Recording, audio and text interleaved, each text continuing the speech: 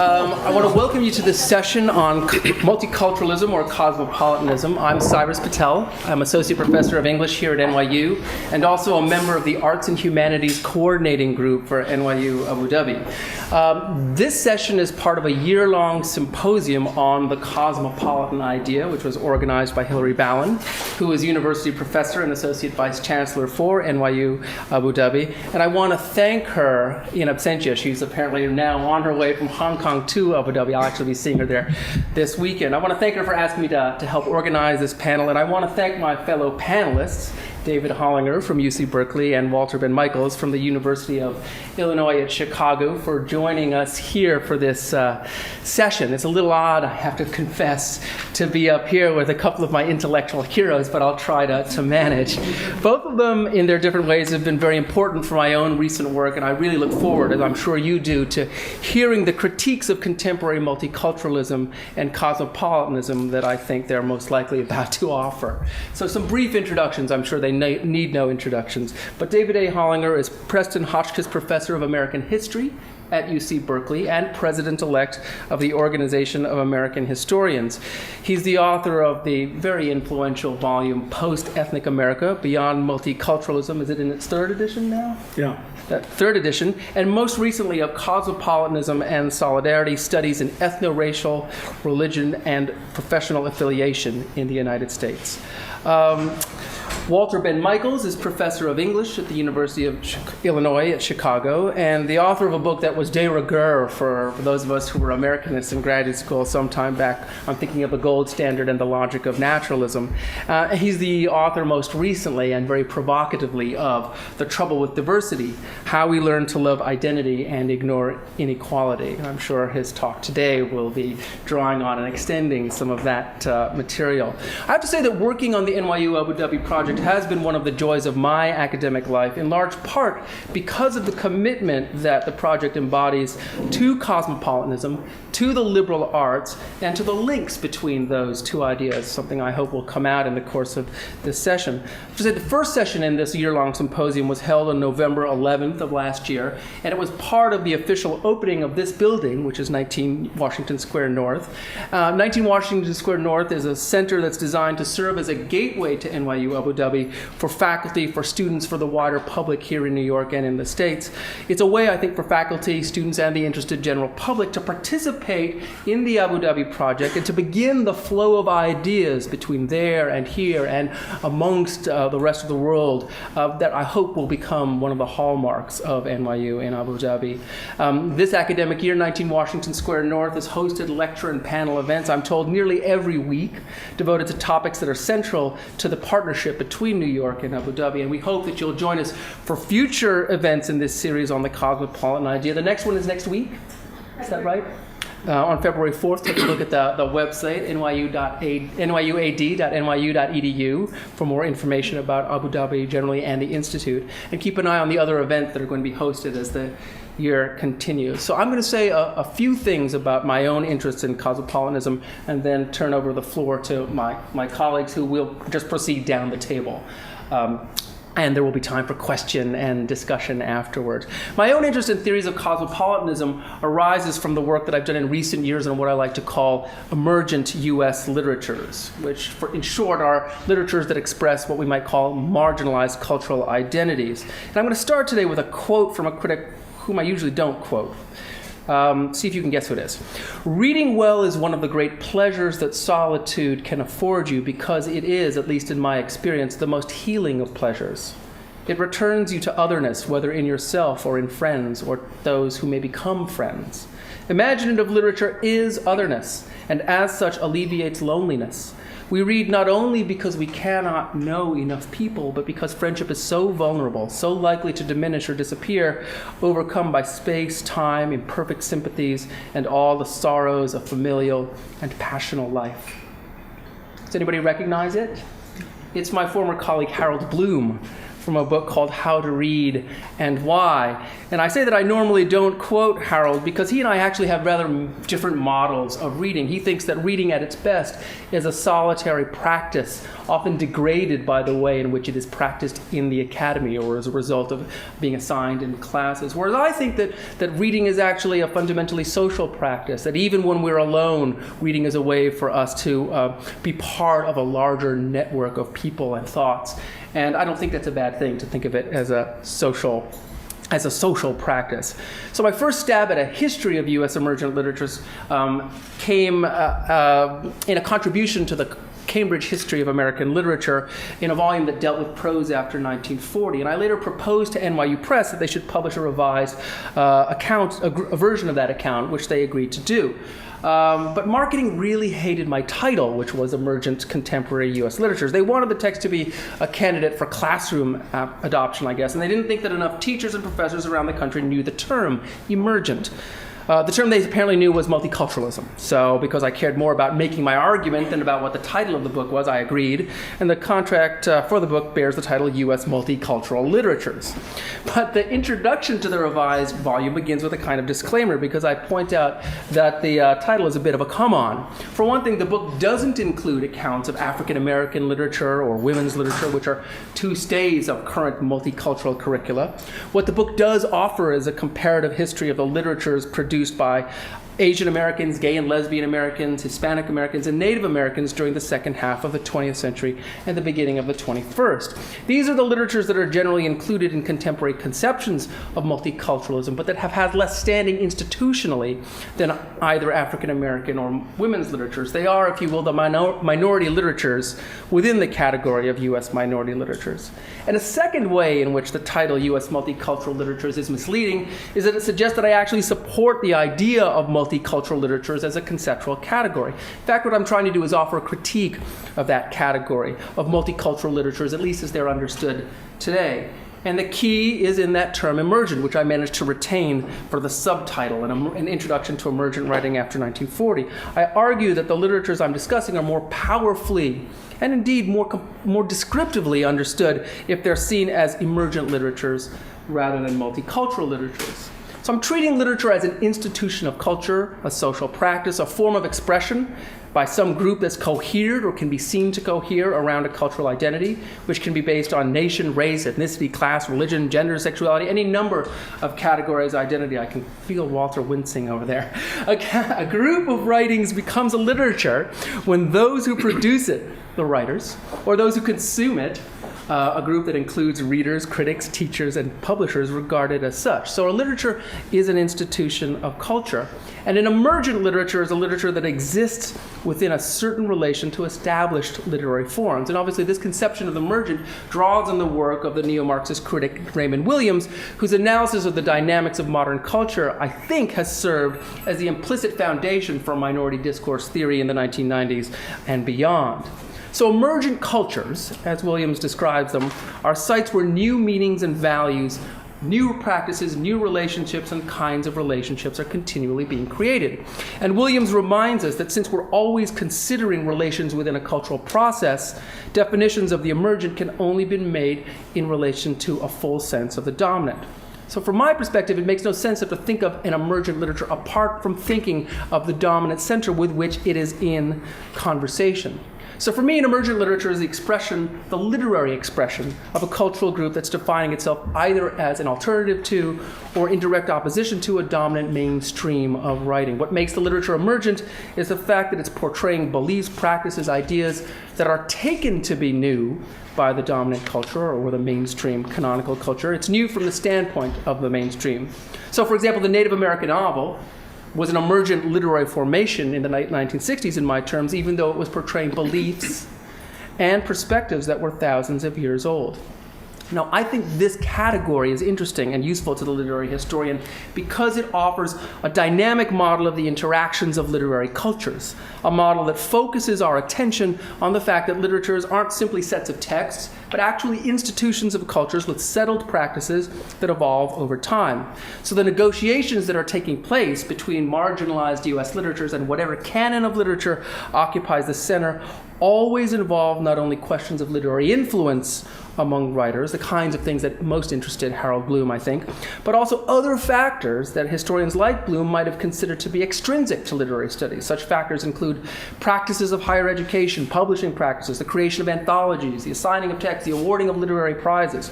For example, the Native American novel as we know it today only comes into existence when N. Scott Momaday wins the Pulitzer Prize in 1968, so unexpectedly that by report his publishers had to check to make sure that the book was actually on their list. They didn't recognize it. It started the Native American novel, but when you hear Momaday talk about it, he cites not only different Native American traditions as influences, but also Dickinson, Melville, Faulkner, Shakespeare.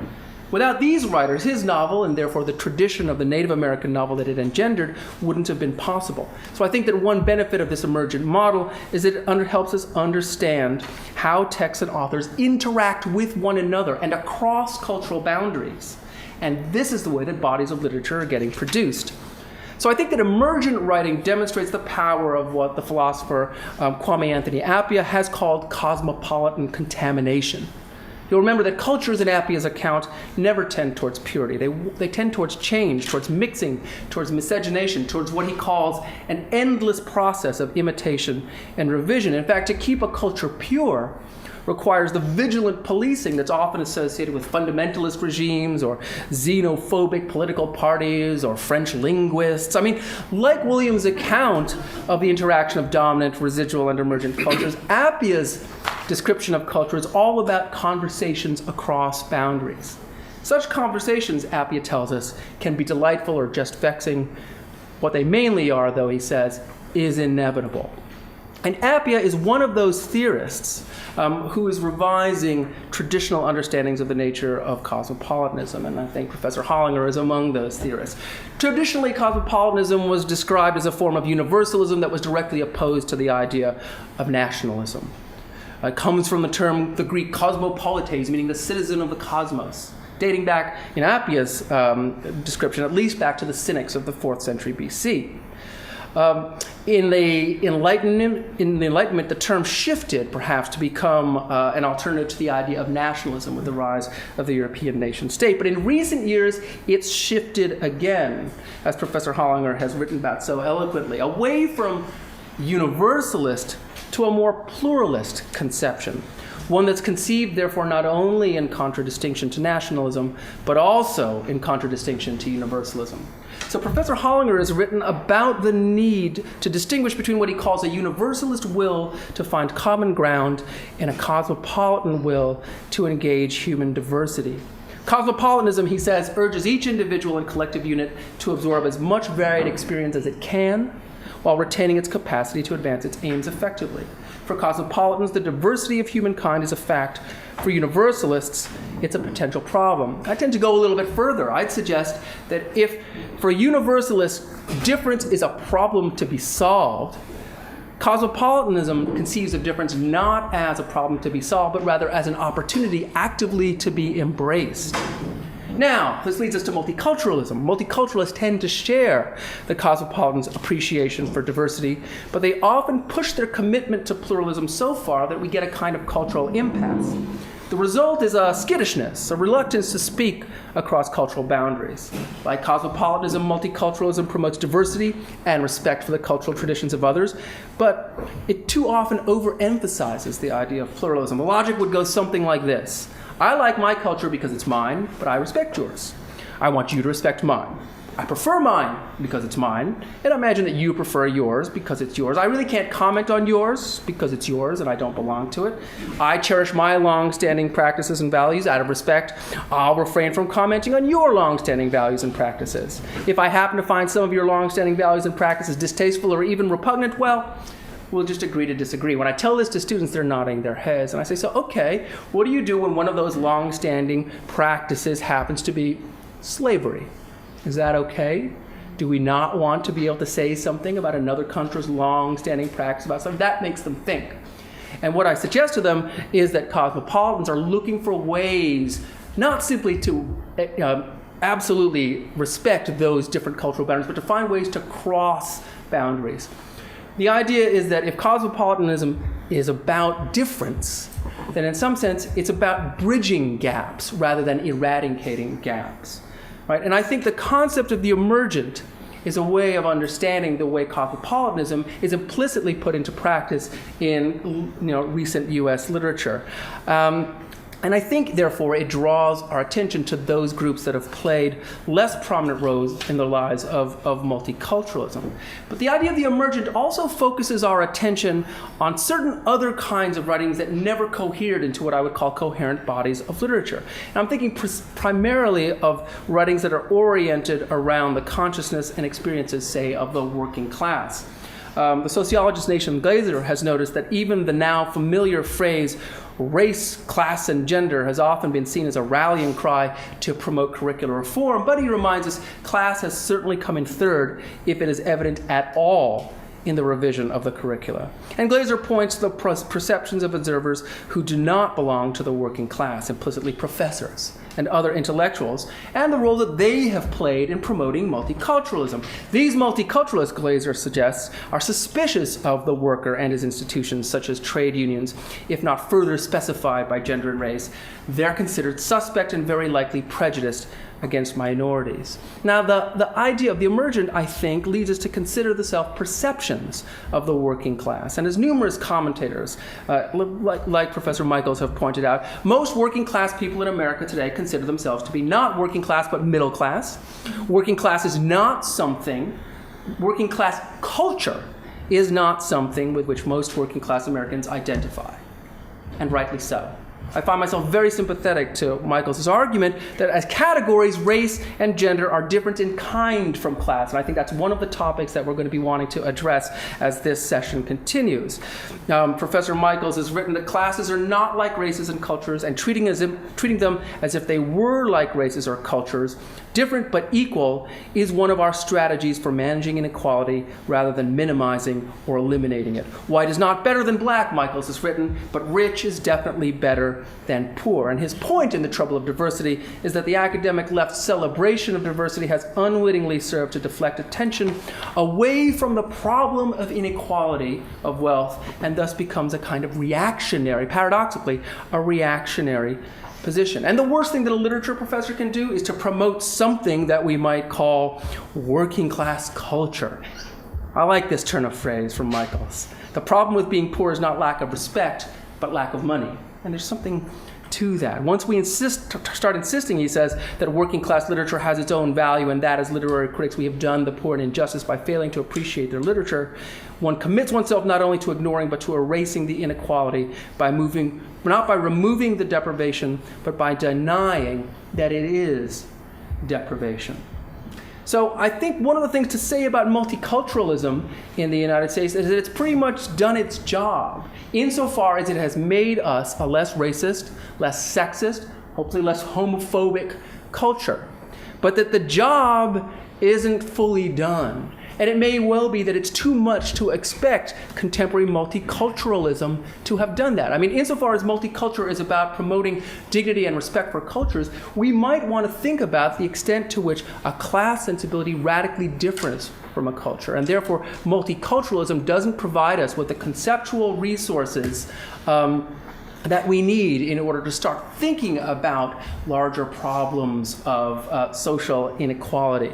One of the things, and this brings me back to the quote from Bloom from which I began, because I think, and I'll be interested to hear what my colleagues say, I think that cosmopolitanism, insofar as it teaches us an appreciation for otherness, does still have resources to provide for us to address some of the problems that multiculturalism has not been able to address, namely problems of social equality and economic injustice. It doesn't strike me as accidental that it takes a black man who is an immigrant to be the president of the United States to get the issue of healthcare, one of the most pressing issues of social inequality in this country, addressed and on the table and almost, we thought, reformed. And it also strikes me that we cannot yet quite say that multiculturalism's job is completely done, because we'd be failing to remember that in many cases, working class resentments are still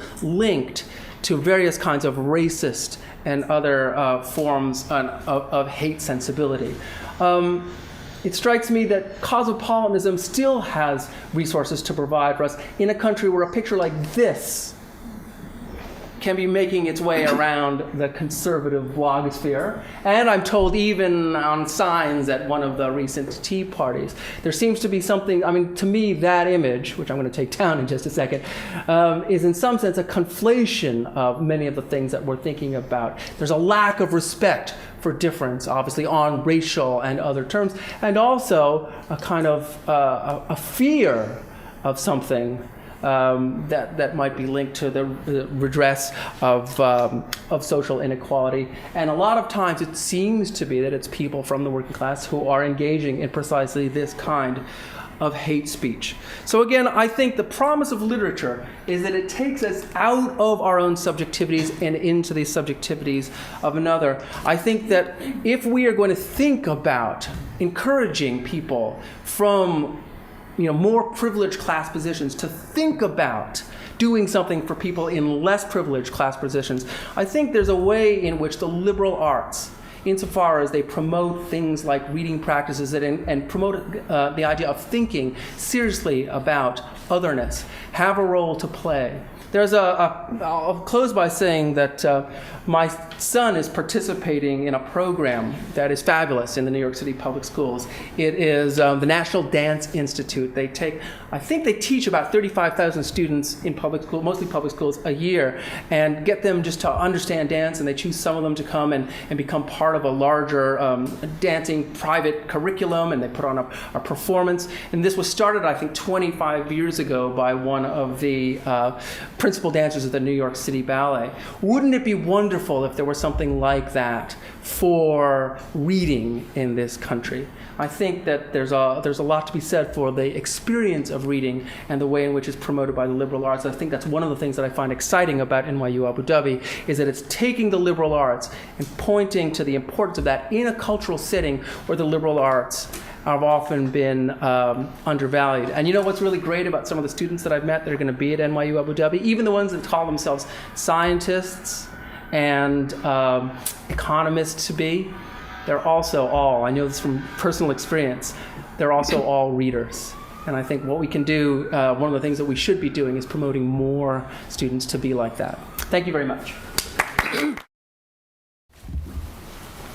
The United States inherits an elaborate, deeply entrenched, but increasingly anachronistic intellectual and institutional apparatus for dealing with diversity. This apparatus conflates the circumstances of the various minority groups while homogenizing each of them. One might compare this apparatus to a Mercator projection map of the world, in which Greenland and Patagonia and Spitsbergen are huge, while Nigeria and Indonesia and Ecuador are tiny. Just as a Mercator projection of the globe served the specific and valuable purpose of enabling a flat wall hanging, so did the multiculturalist programs organized around the color-coded ethno-racial pentagon, everybody is white, black, yellow, brown, or red, serve the specific and valuable purpose of supporting affirmative action as put into effect in the United States in the late 1960s and 1970s. But for some purposes, we want maps of the world other than the Mercator projection, maps which give us an actual geographic proportions of the various parts of the globe. And for some purposes, we want an intellectual and institutional apparatus for dealing with cultural diversity that is not written on top of the affirmative action program as understood at the time of its first institutionalization. Rather, we want something that is based on the deepest and most comprehensive analysis we can develop of actual diversity and its dynamics today. Such an analysis is one of the things that people are looking for, I find, when the ideal of cosmopolitanism is invoked. Indeed, cosmopolitanism comes into this conversation in the context of a quarrel within multiculturalism, broadly construed between the people I like to call pluralist multiculturalists on the one hand, and those I call cosmopolitan multiculturalists on the other. In this way of framing the debate, the pluralists are more concerned to protect and perpetuate the cultures of groups already well established, while cosmopolitans are more inclined to encourage the voluntary formation of new communities of wider scope. Cosmopolitanism is more liberal in style, appreciating that individuals can be simultaneously affiliated with many groups, while pluralism is more conservative, oriented to pre-existing groups and likely to ascribe identity to a single community of descent. Cosmopolitans are specialists in the creating of the new, while cautious about destroying the old, while pluralists are specialists in the conservation of the old, while cautious about developing the new. By and large, the pluralists won the argument over what multiculturalism should be.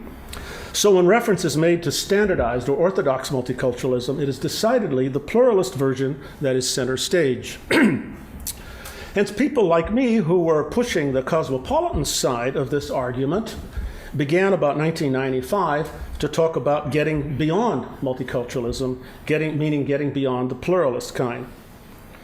Now, the situation in the United States, including the historic victory of the pluralists in the 1990s and the increasing credibility of the cosmopolitans in the new century, is worth attention simply because the US is one of the most conspicuous of the world historical arenas for the interaction of different communities of descent in relation to a single overarching state with democratic aspirations formally committed to the equality of opportunity regardless of ethno-racial classification and burdened with a history of racism.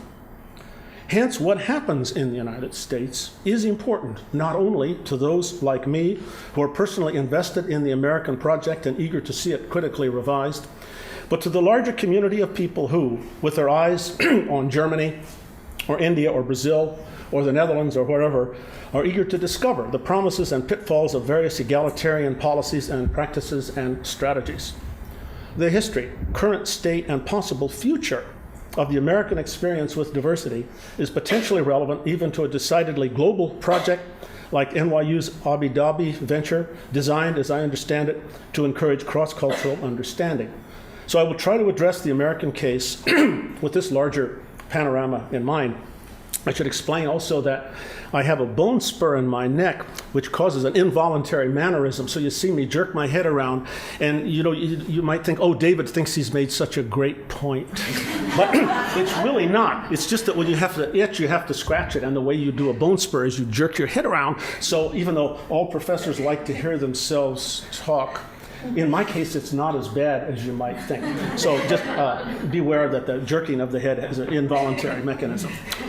So the efforts now being made to get beyond the cultural equivalent of the Mercator projection were dramatized for me in a conversation I had recently with a young African-American woman whose job at a leading American university is to organize and operate what she calls the Multicultural Office African-American Section. A dilemma this woman faces in carrying out her work, she explained to me at a conference of multicultural program officers and staffs, is as follows. The senior administrators to whom she reports expect her to design and implement a program that will enable black students to feel more at home on campus and that will enable non-black students and faculty and staff to come to greater appreciation of the special circumstances of black students. But the black students she works with are strikingly different from one another in cultural orientation, social experience, and campus-related needs, especially along two ancestral lines. The immigrants and children of immigrants from Caribbean countries and from African countries, she observed, have very little in common with the students whose families experienced Jim Crow segregation and other forms of institutionalized debasement within the United States over many generations. The immigrant-based black populations of students this woman works with are also different from one another, those from Kenya and Nigeria having relatively little in common with those from Jamaica and Barbados, although the traditions of the British educational system do strikingly distinguish all of them from the students with a multi-generation ancestry in the United States. Yet this woman finds that when she takes this dilemma to her administrative supporters for counsel, what makes you think all black people are alike, she says to them, they are reluctant to listen because they have so much invested institutionally in multicultural approaches generated many years ago, emphasizing the centrality of color, the sharpness of color lines, and the close connection, above all, between color and culture. A second example of efforts to get beyond the cultural equivalent of the Mercator projection is the increasing pressure for diversity programs to pay attention to Arab Americans, to Jewish Americans, to religiously defined rather than color-defined cultures, and to specific European-derived ethnic groups erased by Orthodox multiculturalism. This is a large topic, but I will illustrate it with one case, the case of Jewish Americans. Jews had long been prominent in discussions of American pluralism, as in Will Herberg's famous book of 1955, Protestant Catholic Jew, but Jews were almost never counted as relevant to standard multiculturalism. Jews eager to be part of the multicultural conversation, right down through the 1990s, were surrounded by a discourse of group identity that systematically de-emphasized religion, yet the religious component of Jewish history was vitally important. This pervasive discourse of identity privileged color, yet color did not distinguish most Jews from white people in general. The discourse downplayed the linguistic and historical particularity of the different descent communities within each of the color-coded segments of the ethno-racial pentagon, yet for Jews, linguistic and historical particularity were basic to group identity. This discourse nested issues of identity and culture in a matrix of unequally distributed power, and often aspired to allocate social benefits on the basis of demographically proportional representation. Yet, Jews were the richest and most empowered of any of the society's prominently recognized ethno-racial groups. This discourse placed great emphasis on the barriers that minorities faced in the United States, yet the Jewish case constituted the most dramatic instance in all of American history of a stigmatized descent group that had been discriminated against under the protection of law suddenly becoming overrepresented many times over in the same social spaces where its members' progress had previously been seriously inhibited. But what we see today in the United States is an escalating tension between, on the one hand, a greater sensitivity to the particularity of the historical circumstances, economic condition, and cultural orientation of the various natal communities, and on the other hand, a conceptual and institutional apparatus inherited from the late 1960s and 1970s that assumed that ethno-racial groups relevant to anti-racist initiatives to be clearly bounded, enduring, color-coded, analogically structured entities, each with its own culture and its own myth of diaspora. This tension is not new. Throughout the 1990s and the first decade of the 21st century, a number of anti-racist voices criticized the old religion inherited from the civil rights era. But as late as 1998, after all, President Clinton's initiative on race, One America in the 21st Century, the only presidential commission to deal with race since the Kerner Commission of 30 years before, resoundingly reinforced the inherited apparatus, systematically denied, this is 1998, systematically denied that there were salient differences between African Americans, Asian Americans, and Hispanic Americans, and offered 53 specific recommendations for multicultural programs and anti-discrimination remedies, not a single one of which dealt with the historically unique situation of Black Americans whose lives had been affected by centuries of legally sanctioned slavery and violently enforced discrimination and cataclysmically inadequate educational opportunities. Since 1998, the tension has increased between those who still think in terms of the old religion and those who are trying to find approaches to structural inequality that take account of the shifting conditions under which the struggle against inequality is now carried out. Central to these shifting conditions are the character and the extent of immigration, which was almost never discussed when the old religion was young.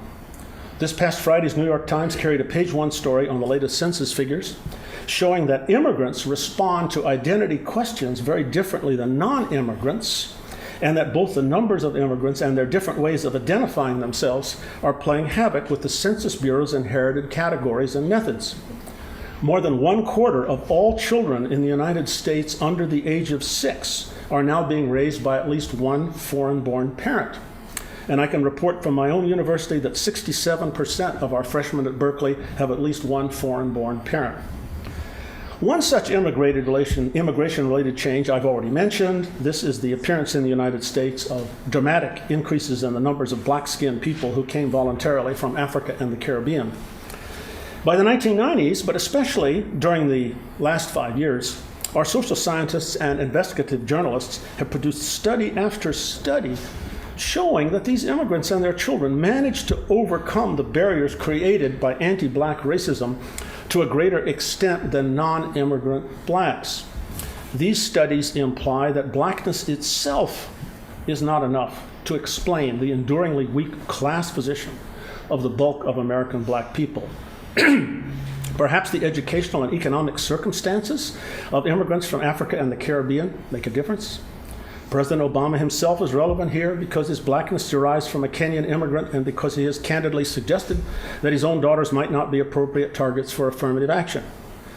But if we're going to go down the road of distinguishing between various kinds of black people for public policy purposes, we will have to revise a system that is based on treating all blacks who get jobs or get admitted to college as displaying the same statistical meaning. If immigrants and the children of immigrants are overrepresented by hundreds of percentage points among blacks who gets into Ivy League colleges, where does that leave us? If facts of this order do not mean that blackness is less relevant than historically different social circumstances, what do such facts mean? And what would be the implications for Hispanic Americans if officials suddenly decided that not all black people are equally eligible for diversity programs? This question about Hispanics is absolutely crucial.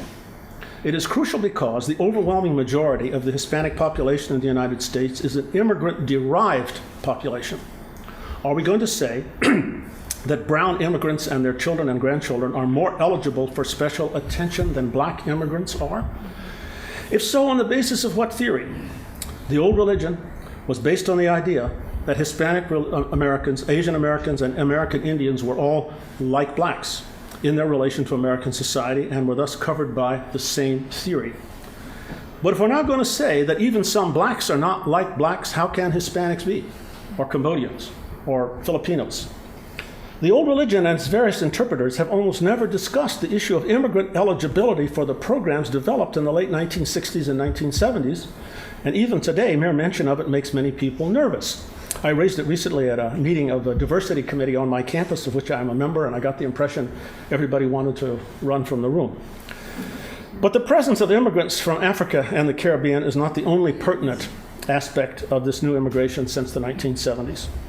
Another is the presence of people from China, Japan, Korea, India, and other countries in Asia who have done well by conventional economic and educational indicators. The historic experience of Asian Americans is too often put aside rather than analyzed in relation to the dynamics of racism, inequality, and incorporation into a society of predominantly European origin. The great majority of adult immigrants from Korea are college graduates and fluent in English, and a substantial segment of the immigrants from several other Asian countries are highly skilled and literate English when they arrive, which is not the case with most immigrants from Mexico, Guatemala, and other Latin American countries that provide so much of the low-skilled labor force in the United States. The juxtaposition of pre-immigration social circumstances of migrants from Latin America with the pre-immigration social circumstances of migrants from several East and South Asian countries can remind us that attention to particular histories, especially to the educational and economic background of immigrants, presents us with a radically different picture of diversity than the picture inherited from the civil rights era. Do Hispanic Americans have a claim on special treatment? Perhaps they do. But the most plausible theory that would justify such special treatment would surely be an economic one, pivoting on the fact that the United States persistently encourages and indeed demands an underclass of workers who will do low-skilled work for relatively low wages and who are not likely to join labor unions. Our system, however, deals with the Hispanic population in its capacity as an ethno-racial group. We use ethno-race as a proxy for economic inequality, designing programs targeted at an ethno-racially defined population when the most salient property of that population is instead its economic standing. Discrimination against Hispanics as Hispanics does, of course, have a real history, including school segregation and exclusion from juries in several states until about 60 years ago. But unlike the immigrants from Mexico, those from East Asia and South Asia were not even able to achieve naturalized citizenship until 1952. And we cannot remind ourselves often enough that Asian Americans were taken from their homes and thrown into concentration camps in my own lifetime and within a few miles of where I now live in California. The different trajectories of Mexican Americans on the one hand and the several varieties of Asian Americans on the other should turn us away from the idea that the operative force is racism in the eye of the empowered white beholder. We do not have to claim that empowered whites have fully renounced racism in order to confront the fact that the power of this racism to damage its victims now varies enormously according to the economic and educational circumstances of its victims. Another big change, beyond those centering around immigration, is the increase of mixture, that is, the greater frequency of marriage and cohabitation and reproduction across the lines of standardized groups. Black-white marriages are still rare in comparison with the statistics for outmarriage among Hispanic Americans, American Indians, and various groups of Asian Americans. But the black-white case demands all the more attention because of the long and deep opposition to black-white marriages lasting well beyond 1967, when the laws prohibiting such marriages still in effect in a dozen states were finally eliminated by the U.S. Supreme Court. Our demographers use a number of different statistical methods to determine the rate of black-white mixing with slightly different results, but all agree on the reality of a steady increase over the last 40 years. One of the most interesting studies was carried out by the demographer Joshua Goldstein. The Goldstein study, as reported in the New York Times about a year ago, calculates that the percentage of families who had a mixed race marriage within their extended kinship network varies considerably over time. Goldstein found that among census-identified white people, by the year 2000, about 30% of white Americans had within their kinship network of 10 marriages over 3 generations at least one non-white marriage, one white non-white marriage, and that in the same year, nearly 2/3 of census-identified black Americans did. The percentage for Asian Americans with such families was 92%. These figures were up dramatically from 1990 and, of course, from earlier censuses. In 1960, only about 2% of census-identified whites had within their kinship network a single white non-white marriage. In 40 years then, the white families with a black relative increased 15 times. Now, the significance of the increase in cross-group marriage has been exaggerated, I believe, especially by people who predict the end of standardized communities of descent within the next 2 or 3 generations. But what is significant are not only the increases as measured statistically, but the shift in cultural attitudes as measured in opinion polls and visible in popular culture. That's one reason why I cite the Goldstein study rather than, say, Walters and Perlman. There have been a number of very good social scientific studies on this. I cite the Goldstein study because our social psychologists tell us that acceptance for mixed race marriage, like acceptance of same-sex relationships, increases with intimate familiarity. That is, opposition to gay relationships, like opposition to mixed race marriage, cohabitation, and reproduction, diminishes when someone in your own family is in one of those traditionally stigmatized relationships. And the way this plays into the tension I have been discussing between the old religion and the struggles for a new dispensation is that group boundaries are simply less sharp than they were when our categories and our prescribed meaning were consolidated in the 1960s and 1970s. Recently, I found myself anthologized in Best African American Essays, and the editor explained that he didn't know everybody, but he put everybody in there whom he thought must be an African American. The new dispensation, the search for the new dispensation is not over, but that search is being carried out, I believe, more and more. More and more people are recognizing that if the problem of the 20th century was, as W.E.B. Du Bois said, the problem of the color line, the problem of the 21st century is the problem of solidarity. Just who belongs together with whom, and for what purposes, and on what authority. Where and why do the claims of descent, religion, nationality, economic position, ideology, gender, and civilization trump one another in the competition for the loyalties of individuals in an epoch of increased global integration? How much do we owe to our own kind, whatever that may mean, and how much to strangers, to the rest of humankind? Our most discerning social observers often conclude, in the words of the NYU philosopher Samuel Scheffler, that the boundaries of responsibility are increasingly contested. And I think that this problem of solidarity is something that most people who call themselves cosmopolitans or are described as such by others, they at least get that. So cosmopolitans may have a lot of limitations, but they do understand the problem of solidarity. So I'm going to try to be quick. I think I can succeed. But I want to say something at the start, which I want to thank NYU and NYU Abu Dhabi And it goes without saying, of course, but I want to thank them because actually half of my still quite short talk is composed of sort of making fun of NYU and NYU Abu Dhabi. And I want to be clear, it's like nothing personal. It's sort of, I guess it's a kind of biting the hand that feeds you, but they didn't actually feed me that well, so I don't feel that bad. Although I get it, there's a dinner afterwards, things can all change.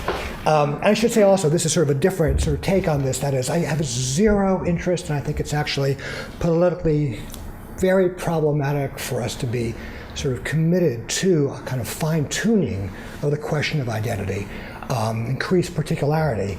I don't say that much about this in this talk. If I'd known what the others were going to say, I would have said more. But I think the logic of the position will be sort of clear.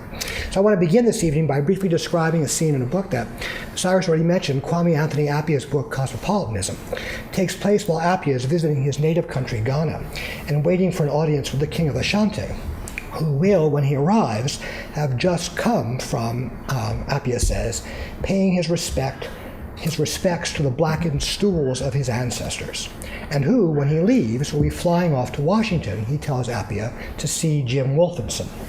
Appiah's point in telling the story is partially, of course, to highlight the contrast between a world in which it makes sense to try to keep your ancestors happy by placing, quote, food offerings on their stools, and the world in which you're traveling to the US to take a meeting with the president of the World Bank. At the same time, however, he wants to show that the contrast between these cultures, real as it is, doesn't require the king or even Appiah himself to choose between those worlds. That is, even if you yourself do not feel the need to appease your ancestors, you also needn't experience any fundamental epistemic difficulties in understanding why some people do. Indeed, the fact that some people have some beliefs and practices that are very different from our own is actually, of course, a complete commonplace of everyday experience. Just to take a very obvious example, I do not believe the idea that Jesus Christ died for my sins is any more plausible than the idea that my dead ancestors have the power to intervene in my affairs. Yet I have no problem living in a culture where many people do believe that Jesus did just that. One moral of Appiah's story, then, a moral I completely endorse, is that the very idea of cultural difference is vastly overrated, which is why the deflationist cosmopolitan account of it is a lot more convincing than the inflationist multicultural account. So, the part of the moral of the story is that if you had to choose between cosmopolitanism and multiculturalism, you're going to choose cosmopolitanism. And there are good reasons. I mean, I'm sort of thinking about this. It's called, or I guess our thing this evening is called multiculturalism or cosmopolitanism. People who actually defend multiculturalism tend to be interesting, well, partly because they say clearly indefensible things in its defense, but they're kind of interesting things. Even very smart people who write about cosmopolitanism, I'm thinking here of Appiah, tend to be very uninteresting because they say things that are commonsensically obvious. And if you have to choose between the two, probably it's better to choose cosmopolitanism. But if I had a talk for today's paper, the talk would be none of the above.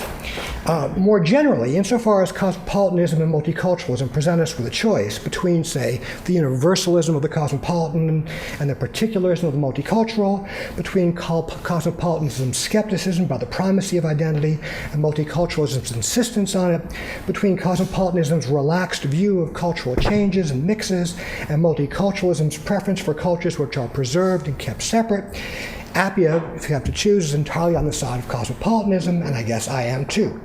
A multiculturalism that involves anything more than the usual liberal tolerance for beliefs that seem to you mistaken and practices that seem to you unattractive is hard to defend. Indeed, the very idea of defending it seems problematic since you can't make any judgments at all about its value without committing yourself to a real, albeit very thin, universalism. And even in cases where that universalism might be finessed with respect, say, to cultural practices and differences that make no claim to truth, like linguistic difference, it makes no sense to want them to be preserved. I may, for example, care very much about my future descendants, but it's hard to see why I should care what language they speak, since whatever language it is, it'll work out fine for them. And why should they think that they somehow are obligated to speak the language I spoke? It's part of my cultural identity, not theirs.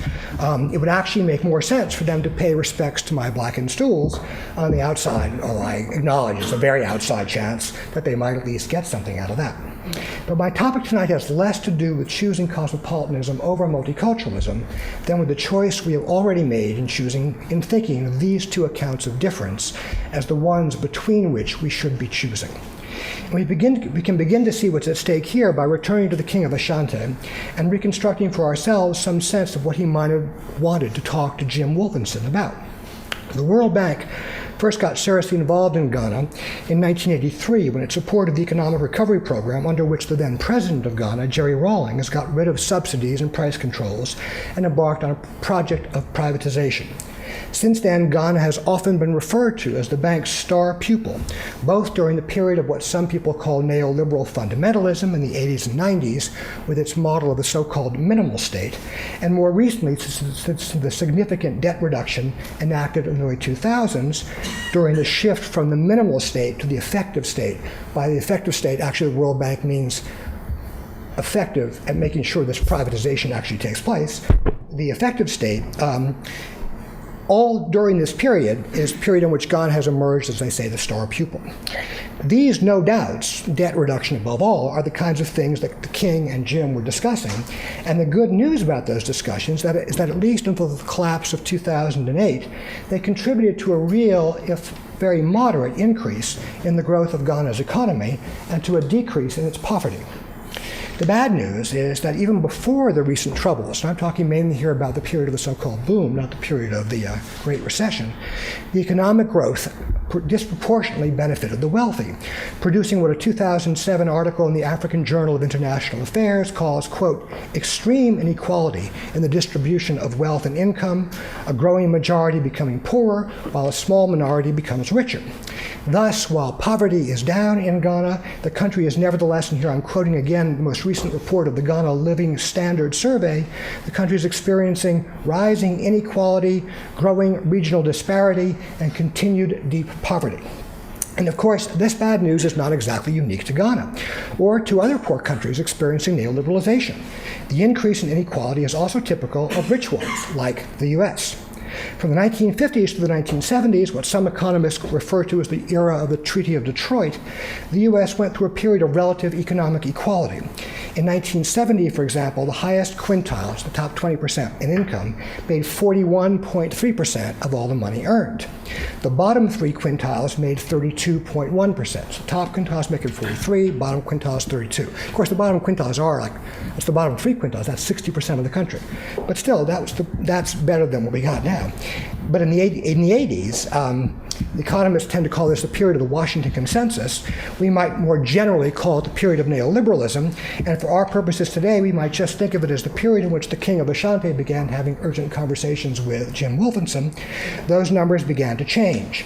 In 2000, the top quintile made 49.8%, and the bottom three made 27.3%. And for the last 5 years, the top quintile has made at least 50%. In 2008, the most recent year for which we have figures, the top quintile made exactly 50% of all the money earned in the US, while the bottom three quintiles, that is to say 60% of the country, made around 26.7%.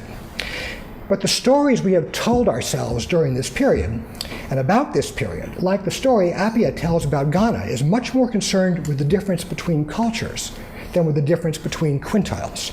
Indeed, if we think about the description of tonight's event, praising the beneficial effects of multiculturalism while noting its limitations and suggesting the advantages of cosmopolitanism as, quote, an alternative approach to difference, we can see that the functional significance of our discussion has nothing to do with choosing between cosmopolitanism and multiculturalism. It's about choosing the problems produced by cultural difference over the problems produced by economic difference. Even better, it's about urging us to stop thinking of difference as a problem and to start thinking of it as, here I'm quoting Cyrus, an opportunity. Which NYU Abu Dhabi, like NYU itself, and like every other elite American university, and every time I mention NYU, you should put in for yourself, and every other elite American university, has committed itself to doing. Difference without inequality is called diversity. And diversity, President Sexton has said, that's the president of NYU, has said, is indispensable to NYU's pursuit of excellence. Thus, NYU, again, like every other American university, trumpets its, including mine, although I should say, I just got kicked off the diversity committee at my university. But whatever. Thus, NYU trumpets its commitment to, quote, I'm quoting now NYU, it's the website. Websites give you a lot, if you want what I want. A commitment to racial and cultural diversity, international diversity, gender diversity, spiritual diversity, and many, many more diversities. Just Google it, you'll find them. And if you look at NYU's extensive but entirely typical list of student clubs and organizations, you will find all those kinds of diversity, plus several others very well represented. You will find, for example, just give me a very few here, the Asian American Women's Alliance, the Biracial and Multiracial Students Association, the Women's Herstory Club. Women's Herstory Club must be kind of like a 70s, it's like a disco club or something. I don't know. They're very exotic, the Women's Herstory Club. I haven't found, I've spoken since the Trouble with Diversity at many, many colleges and universities around the country, and you all have the only Herstory Club still alive. So, way to go, NYU. The Women's Herstory Club, the Iranian Jewish Club, and Outlaw, quote, for lesbian, gay, bisexual, and transgender law students.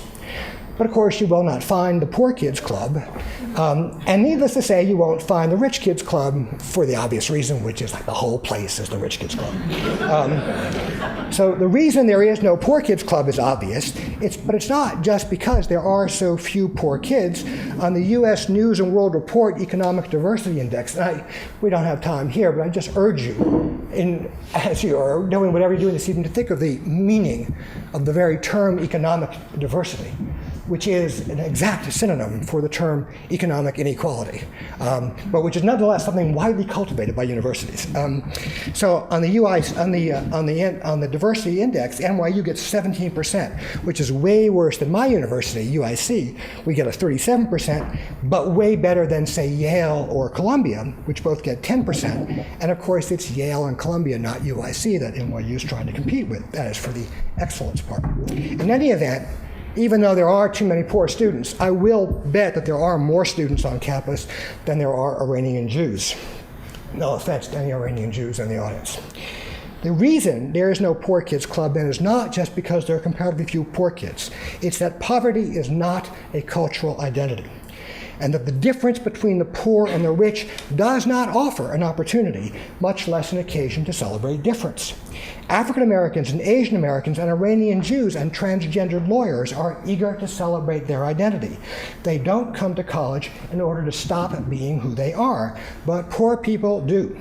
No poor person goes to college in the hope of being able to hang on to her heritage of poverty and, if possible, transmit its distinctive features. You know, like what? Bad teeth, a commitment to living in dingy apartments in some godforsaken place in the Bronx, or more serious even than that, things like, for example, adult onset diabetes. They don't come hoping to transmit those features to their descendants. The opportunities colleges offer poor people is the escape from their heritage. It is the elimination of difference. But, as I've already begun to note, they don't offer it to very many poor people.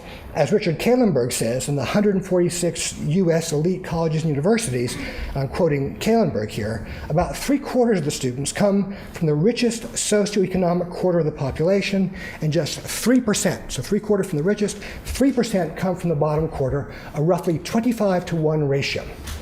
Okay? Probably more, well, no. And the reason for this is not only the tuition and fees, which at NYU and most of its peers currently exceed the US median household income. The US median household income this year is about $50,600. NYU tuition and fees is about $53,000. God knows what they are in relation to the median household income in Ghana. I doubt very much that a lot of the kids at NYU Abu Dhabi will be coming from families that are anywhere near close to even the US median household income, much less their household income in their places of origin. But the reason for this is not just the tuition and fees. It's the fact that it's mainly students from relatively wealthy backgrounds who have the kinds of education at primary and secondary school level that would enable them to be admitted to and to do the work at a place like NYU. Nothing, after all, says upper middle class like SATs in the low 700s. More important for our purposes, however, than the actual exclusion of the poor, which after all universities have always done, for those of you in English departments, just think Jew the obscure, is the multicultural cosmopolitan innovation, the production of an image of the world in which the ability to calibrate respect for difference provides, from the standpoint of ethics, a model of social justice, and from the standpoint of epistemology, a model of managerial success. It's this world, which on the NYU Abu Dhabi website, President Sexton calls a world of difference.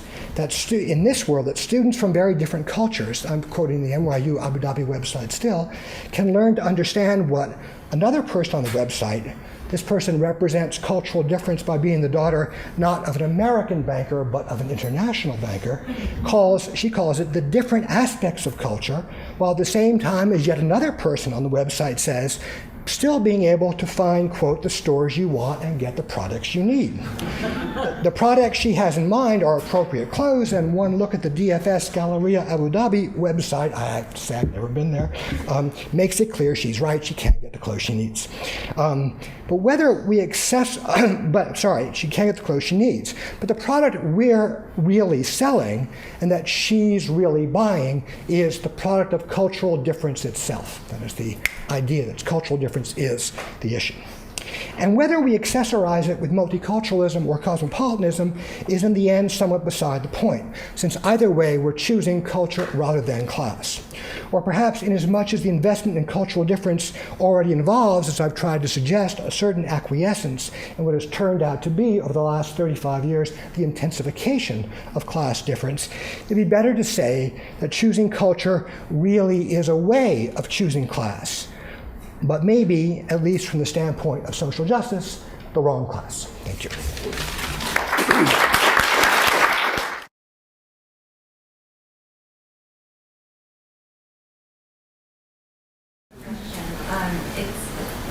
quite a whole panel, but I just finished reading a few chapters in a book called Becoming Historians. Can't hear you. Sorry. I just finished reading a few chapters in a book called Becoming Historians, which Professor Hollinger. I say Hollinger, but I don't correct people. It's okay. Okay. Very ethnic. Contributed to. Thank you. And I noticed amongst the authors that each person in their account of their academic and intellectual trajectory pointed out the cases in which they were different. And this seemed to be the point where they were making sense of how they understood history, how they fit in, how they didn't. How they knew themselves to be different. And I was wondering, as I was reading that and as I was listening to everyone speak, if this is a normal process for people to try and figure out who they are and how they fit into the world to identify their difference. The comment that I might make on that, since I am a contributor to that book, I'll pick up your observation, is that when the two editors of that, James Banner and John Gillis, put together the collection of people, as I understand it, they were especially eager to display a great variety of career trajectories and to show that the history profession, and that's a generation-specific book, almost all of us in there are sort of age 65 to 70, that the idea was, look, we've got all these people that we think of as sort of the same thing, but yet they came from all these different locations. And so I think that the dynamic of talking about one's individuality was partly built into the assignment, although I'm interested that you construct it in that way. As the kid from Idaho, I have a really hard time seeing all these Swarthmore people as being different from the mainstream. But I mean, so that there are different kinds, I guess, of starting places, all of which could be refined as highly idiosyncratic. I might just add parenthetically that I taught that book recently with Peter Novick's That Noble Dream to a bunch of graduate students at Berkeley, and they all read it as a refutation of Novick, because the account of what has happened to the profession during the last 30 years bears no relation whatsoever to Novick's account of what the dilemmas were in the 1980s. That may again just be the peculiarity of their selection. Yeah, I'd say one thing, which is that, although it's true, I'm not a historian, I'm a literary critic and historian, and maybe I really underestimate the radical differences among all the historians that I've known throughout the years, is that they're actually all really very much alike. And I don't mean them as historians. I mean, part of the point of this is we live in a culture, for reasons that we've begun to suggest, which very much values the idea of difference, and very much values the narrative you described, which is finding your difference, figuring out where it fits. From my perspective, you're all pretty much the same. And that would be part of the point, is not to, if you're beginning to think about sort of the social issues here, is like not to get so invested in the question of your difference and get more invested in the question of what it means that basically again, with respect to the 4 or 5 people who will raise their hands and say, well, I come from a working class background or whatever, that in a room like this, in a situation like this, we're producing people who are, from the standpoint of social justice, very much the same, but who love to talk about how different they are from each other. I can't resist adding a little postscript to that, Walter, the generational. I find that when I was a graduate student in the 60s, there were a lot of people whose parents were not academics. I recently found when I had one of my graduate seminars over to my house at the end of the term that 9 of the 12 students had at least one professorial parent. And I think that the point that you make is not wrong, but I think it can be advanced a little bit further by saying that we have experienced in the academic institutions over the last generation a narrowing of the social base of the professoriate. And in some ways, this is a good thing, because all these academic children, when they come into the graduate school, they know what they're doing and they're really good at it. And we like that. There are very few people sort of like me in the story that I tell in this book that had a hard time figuring out what was up, and Wynne Jordan sort of took me aside and told me I was dumb, things like that. So I finally, but I think right now, the problem that you describe of the consolidation of a cultural continuity within the professoriate is more striking than it was in earlier times, perhaps not. Yes. Yeah, thanks a lot for all 3 talks. I thought it was wonderful. I wanted to pick up on the last talk and the comments about Ghana. I thought that Dr. Michael's comments about Rawlings and the World Bank in the 80s were right on, but the part of the history that he didn't include was what came afterwards, which is that Rawlings put himself up for elections in what most international observers judged were pretty fair, and he won twice. The reason I raised that is it seems that in this discussion that occasionally there's a sense of conspiracy. The idea that somebody, it's not clear whom, has used or promoted cultural questions to ally class ones. And although I too bemoan that elision, I'm wondering if in some ways the complaint is just a complaint with small d democracy. That elision itself has been a popular elision, both in Ghana and in the United States. Those are two, so a deeply, I appreciate the spirit of the question, but deeply false opposition, right? You could have given us conspiracy here, which would be like, I don't know. If there is a conspiracy, though, Obama is the perfect expression of it, if that's your idea of the left. But so if conspiracy here and sort of like just democracy, what people want there. One of the many really bad things that's happened, and Raymond Williams is actually very much at the origin of this, although Stuart Hall, in my field, would be even a worse offender, in the last 30 years, has been the sort of complete loss of the original notion of ideology in cultural studies, so-called. You want to say, so ideology is absolutely true, right? That there's been no one conspiring to make people just, buy into cultural difference. And it's been absolutely true that lots of people do it, and lots of people vote against their own interests. Indeed, in the U.S., people do it on a more or less minute-by-minute basis, starting with, Massachusetts the other day, okay? But the fact that neoliberal ideology has become increasingly powerful, right? And that therefore people don't really have a very good sense of what their own interests are. And the fact that there aren't 3 guys, the gnomes of Zork, sort of saying, well, now let's let them go for, the biracial thing. Let's let them go for the David's thing, the sort of the mixed identity. And let's get them obsessed about that for a while. You want to say no one's promoting that, and yet it's striking there is an obsession about that. I mean, think of that, my students all the time will give you things like, I'm a mixed identity. My mom's Asian and my dad's Jewish or whatever. Think what a bizarre concept that is. Right?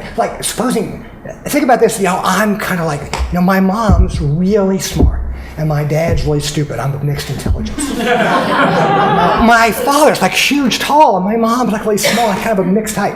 the very notion of mixed identity and the obsessive interest in the sort of multiplication of these things, which absolutely we do. That you don't have to choose between your two poles, right? You don't have to imagine that like someone's hiding out doing it, or that people are just spontaneously grasping the truth of the attractiveness of this. You have to recognize what we do is live in a world in which we promote this every day. So, for example, in a very, very minor way, in a very enjoyable one, I hope for you all, and certainly for us, conferences like this, the very idea that these are the things we talk about, the classes we teach, all this stuff is part of what it means to produce the neoliberal ideology.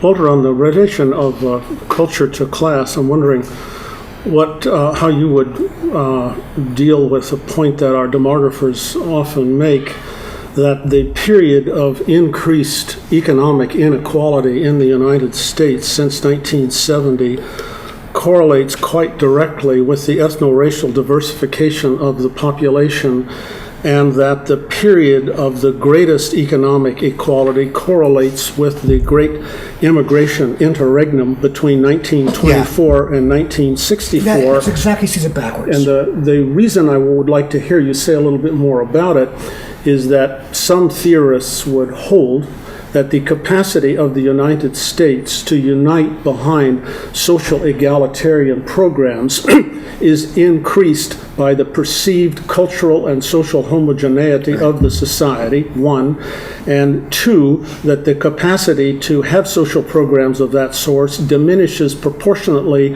with the increased perception of radical difference. Now, the reason I think it's interesting to think about that is, one, how sound are the data, and is that really true as a historical proposition?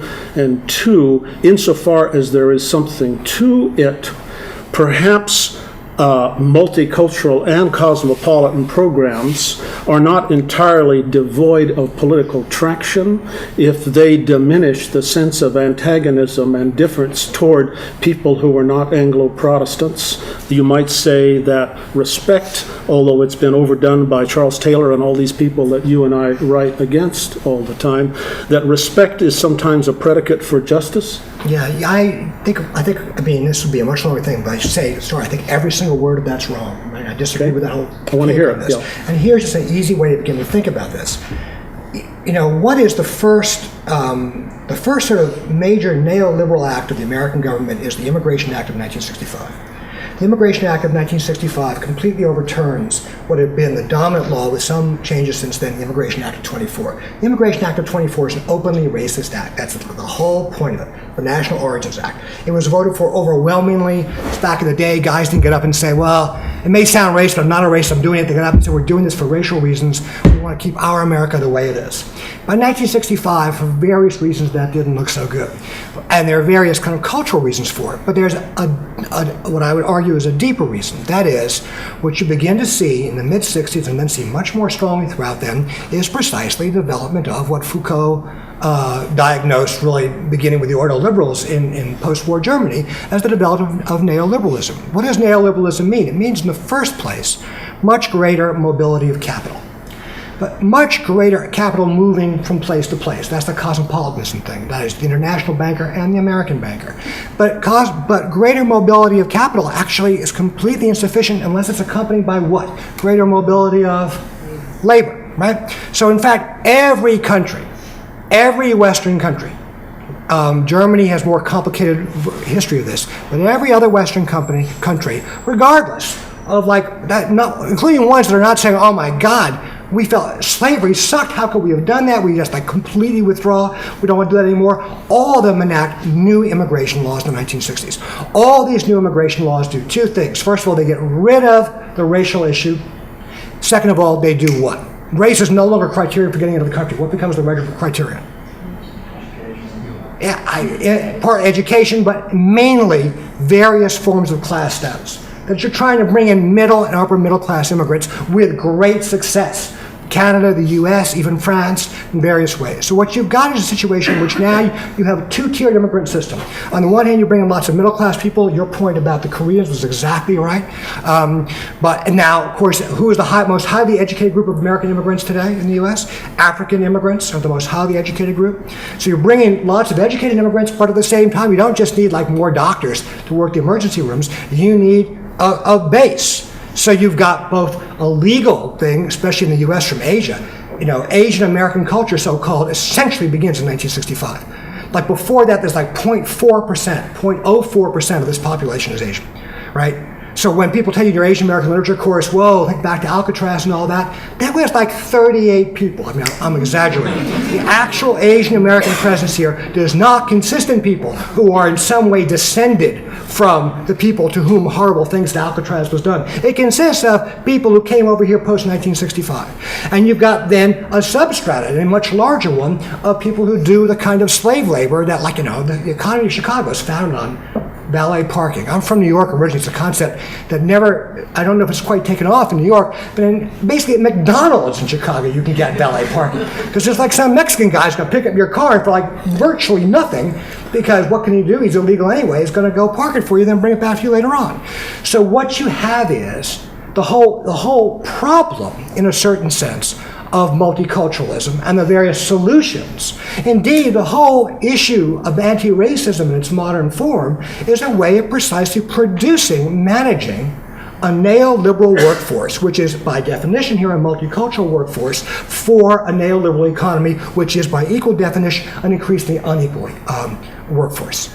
So there's a certain sense you want to say, it's not as if people said, oh man, we can't do like we did with the New Deal because we're not all white guys. Well, the black guys, that's an issue. We're not all white guys anymore. It's rather, you have an entire country committed just as much in the Clinton years as it was in the Reagan years, and almost as much in the Obama years as it was in the Bush years. Sorry if there are any Obama fans left out there. Sorry to you guys. I presume most of you have given up. If you haven't given up, think about it. This is a man who brought in Lawrence Summers to run his economic program, and we're disappointed because things didn't work out well. And that's an incredible concept. That means the man is committed to economic inequality right from the start. He has zero problem with it. So there's a way in which what you want to say is that instead of thinking, look, we can't have good social programs because we have too much ethno-cultural difference, what you want to say is, no. It's because we actually become increasingly committed to the neoliberal model of justice, in which inequality will inevitably grow, that then we need social programs, but of a different kind. What's the kind we need? We need to manage the multicultural workforce. And if any of you has ever held a job in the US, you know you have been managed as part of the multicultural workforce. Whether you're on the diversity committee of your university, whether you are going through the human training thing of your local personnel thing, whatever it is, we exist around diversity in that regard. And diversity is simply, neoliberalism's way of saying, this is what you need. You need a workforce which doesn't have a big problem with economic inequality, but has a huge problem with racism and sexism. And we're going to address their racism problem, we're going to address their sexism problem, and we're going to totally go for the economic inequality. I hope this doesn't mean you're voting Brown Palin next time around. No. So I get the... I'm voting for there's no one to vote for. I get and accept the diagnosis, doctor. So what I want to know is what the prescription is.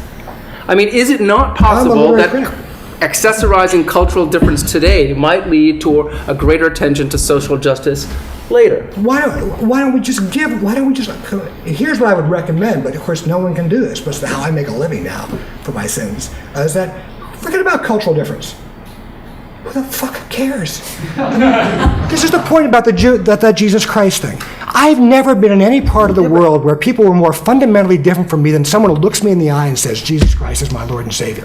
My closest friend and collaborator for many years, Steve Knapp, believes that Jesus Christ is his Lord and Savior, and mine too. Is that like a deep cultural difference? So that's how academics are all alike? Here's the Abu Dhabi one. The Abu Dhabi version of this is that we have different cultural differences. What's illegal in Abu Dhabi?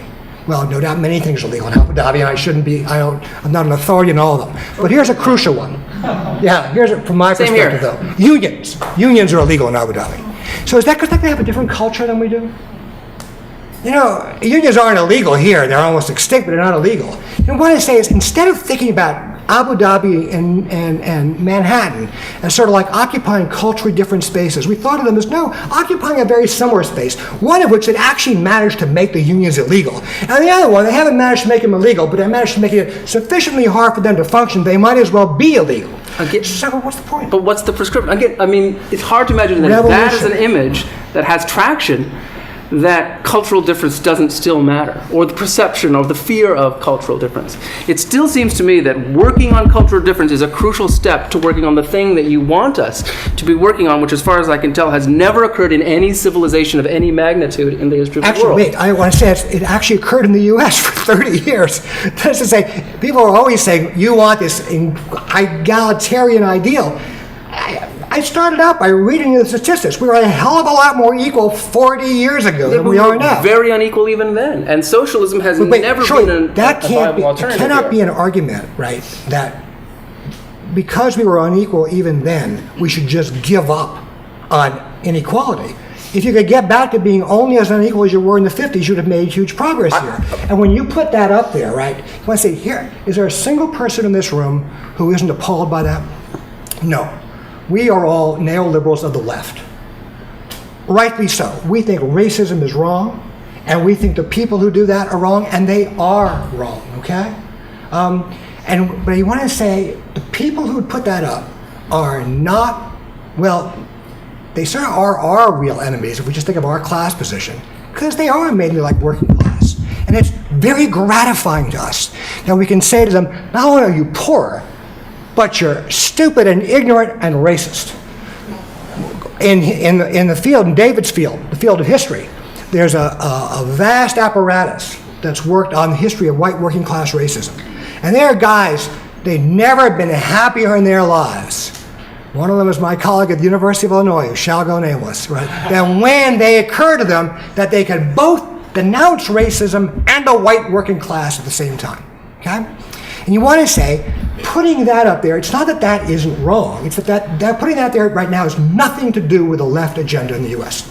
Zero to do with it. It has to do instead with the moral complacency of people who are rich people and who feel themselves morally not only richer than poor people, but morally superior to them. And I think we are morally superior to them, but I don't think we should get any credit for it. But I hear you calling for a new left agenda, but I don't understand what that's supposed to be. I mean, we can't vote Brown Palin, we can't give up. So how do we get interested in solving the problems of inequality? Well, let's let some of them talk. Yes. Go ahead. There are three people. You mentioned that we were more equal 40 years ago, so, right? And I was just wondering, because we always discuss, here and most places in New York, you have the changes in demographics and everything like that. But one of the major changes in the last 40 years has been the rise of Catholic power in this country. And if you're going to discuss Hispanic populations coming to this country, if you're going to discuss our Supreme Court or what our actual political system looks like, it looks very Catholic. I got nothing on that. I mean, what's... Well, because that's a big moral thing. It changes the thing. That's not just Christ is my Savior. That's a different element of having your religion in your daily life. It's not Protestant. And I'm an atheist, so it's so you understand. It's not personal. Yeah. No, it's not personal at all. I'm an atheist too. We can get together and have a meeting afterwards. For sure. It's like print. If I can elaborate on what I think you're suggesting that we might want to confront more, the studies in California indicate that a very high percentage of the population we call Hispanic is massively committed against any tolerance of same-sex relationships. This has to do with the politics of our current flap over Proposition 8 and the litigation that's now going on in federal court in San Francisco.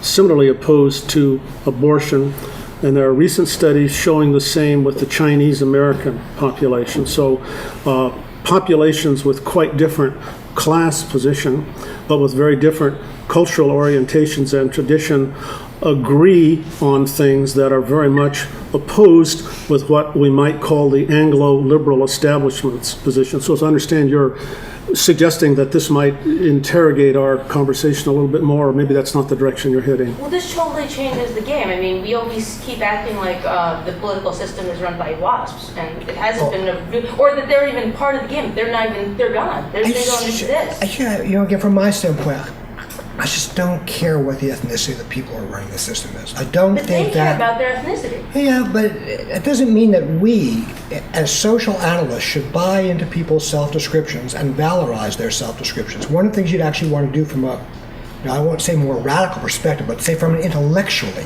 more radical perspective, is not think that your job as an intellectual is to sort of like basically, what's the word I want, sort of, endorse and accept people's own accounts of who they are and what matters to them.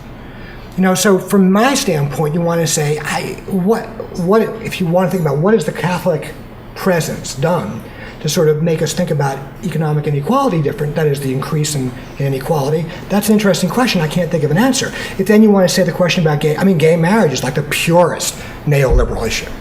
It's like, whoa, gay, I'm for it, you're for it, probably everybody in this room, again, no offense, anybody who's not, is for it too. But you want to say, will we be a more egalitarian country when like rich people of the same sex can marry each other?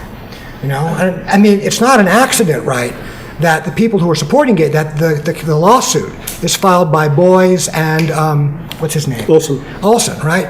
Which is to say, Olson was Bush, Boys was Gore, he's a Republican, he's a Democrat. It's because neoliberals of the left and the right can agree that people should be allowed to do what they want without the intervention of the state.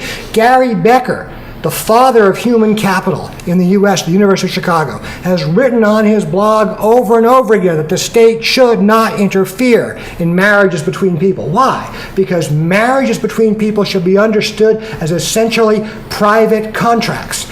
That isn't necessarily part of the World Bank program, but it is completely ideologically consistent with the World Bank program. So the point from my standpoint is going to be is that whatever their religious beliefs are, the issue really is to think about what counts as neoliberal ideology, and gay marriage is like at the very top of the list. I just wanted to say that from the standpoint of economic justice and social equality, that there are probably two things. You were asking Dr. Michaels what his prescription would be. One is public schools that everybody can go to that have small class sizes and teachers who are paid well enough to want to go work there. And the other thing is a progressive system of taxation. We've been talking about the last 50 years, but the period of greatest American prosperity, however much it may have been unfair to women or to black people or whoever else, was when the highest the marginal tax rate was between 72 and 90%. Now it's 28%. And so what you get is people who argue about, I don't want my taxes raised, but don't let my bridges fall apart. And if you had a system where there was equal access to a good public education, which was true when my father went to public school, and a progressive system of taxation, a lot of these problems would disappear. It's like +1, I agree with that. There were others with their hands up over here. Yeah, you've been waiting. I don't remember who mentioned it, but someone mentioned a study about family relations and interracial marriages. Yeah, I mentioned such a study. Is there any study like that for inter-class marriages? the New York Times, when they, for about a week and a half, the New York, if you probably remember 3 or 4 years ago, it actually lasted a year, the Times got interested in class, and did a whole Class Matters kind of series. And one of the great things about it was they had a thing on class, and they treated interclass marriages as if they were basically like models of interracial marriage, as if the fundamental issue was, people from different cultures trying to deal with each other. And no doubt there are moments where the poor one thinks, I don't know, maybe she looks down at me because basically I just don't know how to use that fork. And where the rich one thinks, Jesus Christ, I can't believe he doesn't know how to use the fork. But you want to say, when you begin thinking about rich and poor as if, they've got to begin to appreciate each other's cultures, and they've got to sort of work out somewhere in between, then you kind of fundamentally mystify the rich-poor thing. My view of the rich-poor marriage in general, I recommend this to all of you who have not yet married, is that if you do happen to be poor, it is good to marry someone and the whole, like, the black and white thing, the interreligion thing, that's like a personal choice. It's up to you. But just in my capacity as a pedagogue, as an academic advisor, I urge you to marry a. I know. I've always been told that when you marry rich, you earn it. I even heard that too. But I want to just ask, so how do we get the country to want more resources devoted to public schools and to a progressive income tax? It's all about, it's like when you keep putting that picture up, I mean, for me, it's all about marketing. Everything that's happening in politics today is all about marketing. And on top of that, you have the layer of the people who are behind that kind of picture are not necessarily working class or not necessarily any class. A lot of them do have a lot of corporate money behind them, but what you are seeing is a diminishing attention span on the part of the American public, people who are coming out as the quote-unquote Tea Partiers, who everybody's making such a big deal about because it's captured the media's attention. They're nobody. They're like a nano percentage of any person, of any amount of people who are striving to achieve grassroots change. And everybody, that picture is a useful one because everybody loves that picture because we love to be against it and everybody else likes to be, well, not everybody else, but the bad Tea Partiers, those guys like to be for it. But, and this is again totally not about you, right? Put up a picture of just what American poverty looks like. In America, we're a rich nation, but put that picture up. And there's everybody here to say, oh my God, that's scandalous. Everybody, we know there's poor people, because why? Well, I don't know. I'm born and raised here. Manhattan looks a lot different. It has the last 20 years when I was born, when I lived here as a kid. But you don't have to walk that far. I mean, come on, Brooklyn's over there, and then you get past all, you guys, and get farther into Brooklyn, you can actually see poor people. Okay? It's more of a problem about the U.S. that despite the little world we live in, there are more comparably poor people now than there were 30 years ago. There is more inequality that we are the beneficiaries of now than there was 30 years ago. Then there's a problem that there are crazies who say nasty things about and racist things about Obama. I mean, after all, the extraordinary fact about the Obama thing is what? He's president. A black guy got elected president. I assure you that was not what people were thinking about 10 years ago. Those of you who can't remember. So there's a certain sense in which it's not surprising and it's very bad. There's this kind of racist backlash against him. But to think that that's our problem, when in fact, during all the last 30 years, the rich and the poor get farther and farther apart, that is ideology in action. Thinking that that's the problem, not the other thing is the problem. And that's what we do as professors. We teach people that. And that they go out and teach others and everybody believes it and it's false. But just to finish, to answer your question about how do you get started, the last time Americans saw poor people in action was right after Katrina.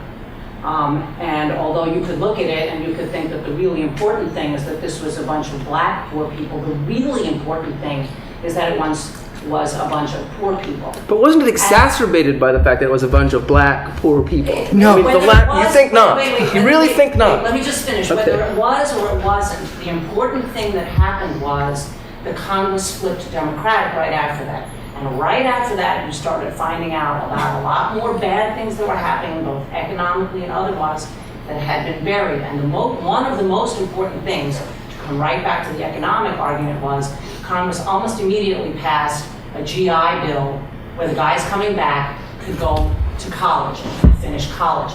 And that's the kind of thing, and that's one very small example that we need to talk about when you say, what can we do to change things?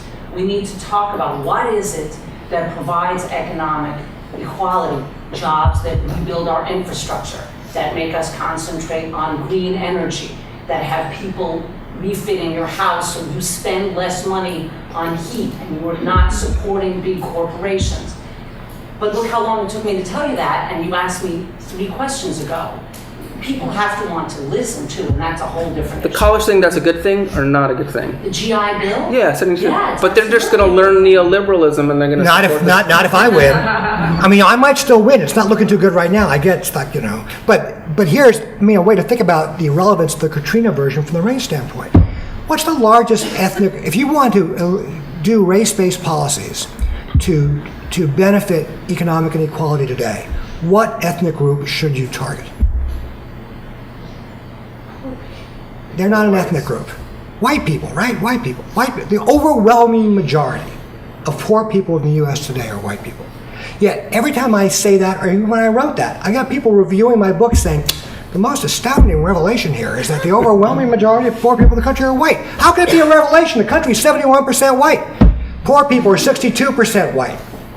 The whole sort of commitment, the fundamental logic of anti-discrimination, and the fundamental then sort of, for which Katrina is a kind of poster child in this, if you take one reading of it, I urge you to read Adolph Reed's account of Katrina and get a very different reading. The fundamental reading of that would be is that, it's not a problem that people are poor, it's only a problem when they're poor because of discrimination. So like, black people today are about 22% in the bottom quintile of wealth. Black people today are about 13% of the country as a whole. So the good news would be, if we actually succeeded in getting rid of discrimination, succeeded in getting rid of bad things like that, is that the good news would be is that black people would no longer be 22% of the poor. They would now be 13% of the poor. And that white people would no longer be underrepresented. They'd no longer be 62% of the poor. They'd be 72% of the poor. So you would have what? You'd have like all the poor people coming in the right colors. But you'd have just as many poor people. And in fact, following the last 30 years, we've got even more poor people. From that standpoint, the greatest thing for feminism has been the current recession. Why? Because as everybody calls it, the man session, right?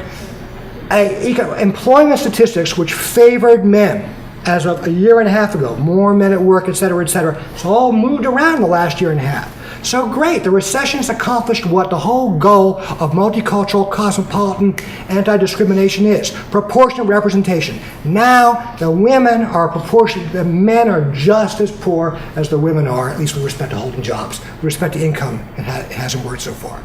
So there's no one in the whole world, right? The most rabid feminist who thinks, well, the good news is, though, it's good for women. Why? Because proportion has nothing to do with it. You're trying to get away from poverty. You're not trying to, rejigger the numbers and the skin colors and the sexes of the people who are poor. And as long as you're thinking in terms that are fundamentally identitarian, racial, ethnic, gender, whatever, you've committed yourself right from the start to a goal that has zero to do with economic inequality. Nothing to do with it at all, except to support it. Several people over here.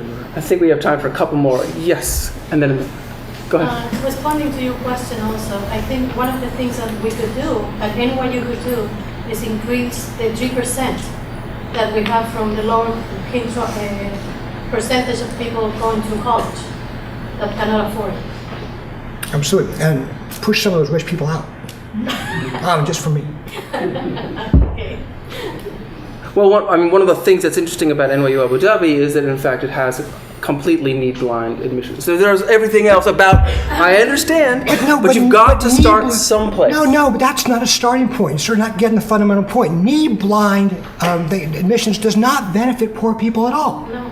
Because it's the problem. I actually said a little sentence about that just for that. The problem is not that the poor people can't afford it. Right. The problem is that the poor people can't get into it in the first place.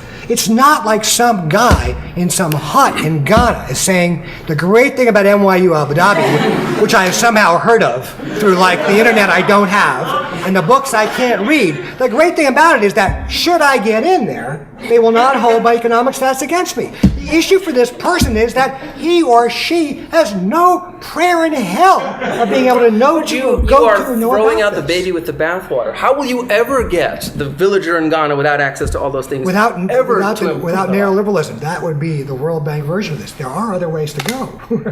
There's a gentleman back there. Yes. I really enjoyed the panel as well. Really liking it. One quick thought, I guess.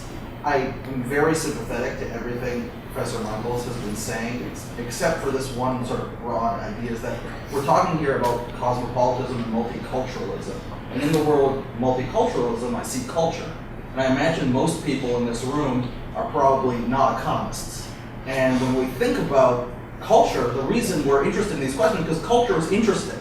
I mean, that's why we watch the Jersey Shore now, if anyone watches. Because we're interested in So this. lack of culture is even more interesting. You know, and we're interested when Chris Rock says white people do this and black people do that, and Jackie Mason says Jews do this and Jendell do that, because we're fascinated by these differences. So everything you're saying is important, but what makes us happy, regardless of whether we're in one class, poor people also enjoy their culture in different aspects, and we enjoy maybe our freedom to experiment. Maybe there's something wrong with that, and maybe you're right that we're all, we're way too concerned about that, but we're concerned about it because it's interesting. Now, actually, can I just say something? I have zero problem with people enjoying anything they want to enjoy, okay, including other people's cultures. What I say is it's not a social justice issue. It's like when you look at it and think, hey, I like to watch Jersey. I actually have not yet watched it somehow because, I've seen what's her name get her face punched on, YouTube often enough to sort of get the point. But I think there's a way in which you want to say, absolutely, it's the case that at least the way we work things, people are just completely in love with seeing bad behavior of the Guido, a new cultural old but renovated by Jersey Shore, okay? But you want to say that has nothing to do with social justice. And the great invention of our culture over the last 30 years has been the transformation of those issues into social justice issues. So that now we feel good about ourselves when we're being tolerant of other people's culture, respecting, et cetera, doing all those things. Whereas if we just felt good about it, we thought, it's kind of fun to watch. And then we thought, but of course, it has nothing whatsoever to do with what's right and wrong in a political economy. That would be an upgrade. I don't think we feel quite as good about ourselves as you think we do, actually. In my experience, y'all do. Yes. Was there some agenda of progressives that was displaced by multiculturalism? In the U.S. or in the world? U.S. and in the world. Well, in the world for sure, yeah. In the U.S., not so much.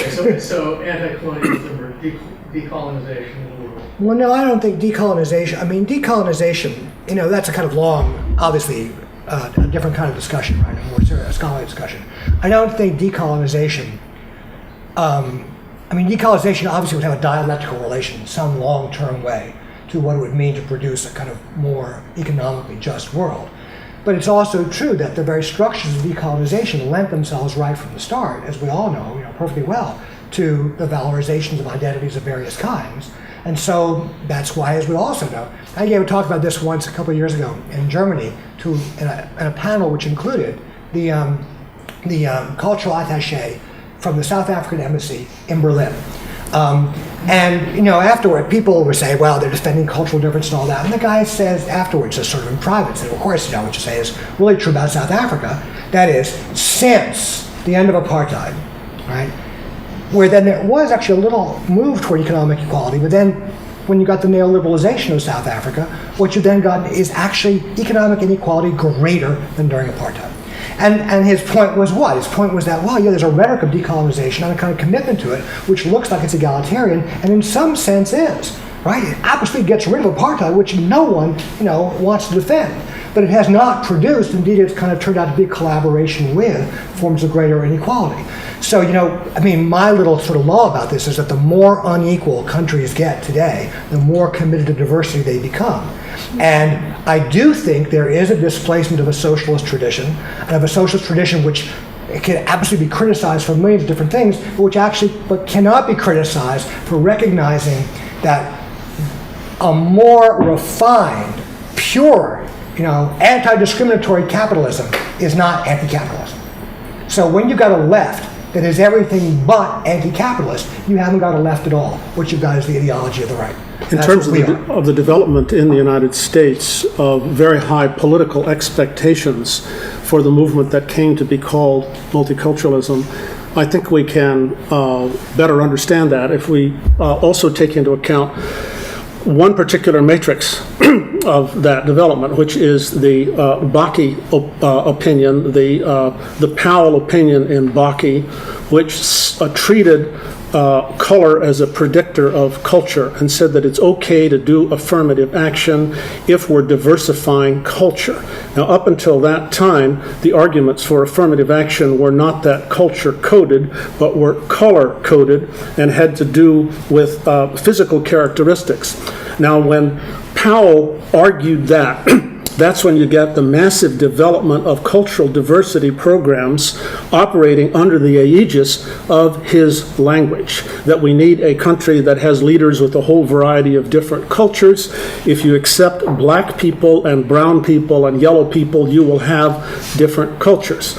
Then the multiculturalist movement takes off and is trying to do the political work of affirmative action. So it gets much more politically pretentious as a result of that. But affirmative action is right-wing in itself. Even if I totally agree with that account, but even if they never did culture, even if Powell just said, go for it, let's do it by race, it's still, what is that going to get you? You have a logic of anti-discrimination. That's a powerful and important logic.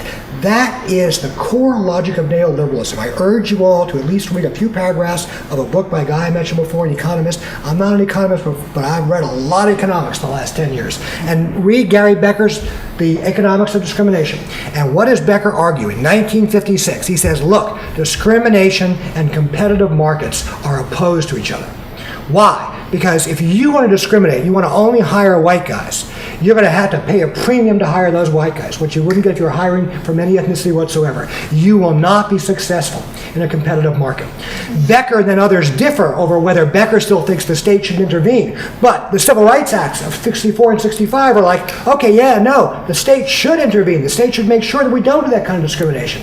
We have not ended racism in this country or sexism. We have not for sure gotten rid of the legacy of racism and sexism. But if we had a magic wand today and we could make both those things happen, we would still be living in the unequal society we're living in now, but organized differently. Why? Because it had nothing to do at any moment with increased economic equality. It had to do at every moment with a certain morality, which is real, and with a certain economics, that is the economics of promoting the most efficient possible markets, the most competitive markets, which is equally real. And we live in the era of the promotion of competitive markets. Well, if we had that magic wand, we'd have time to work on social justice. I want to thank my fellow panelists. We've cut into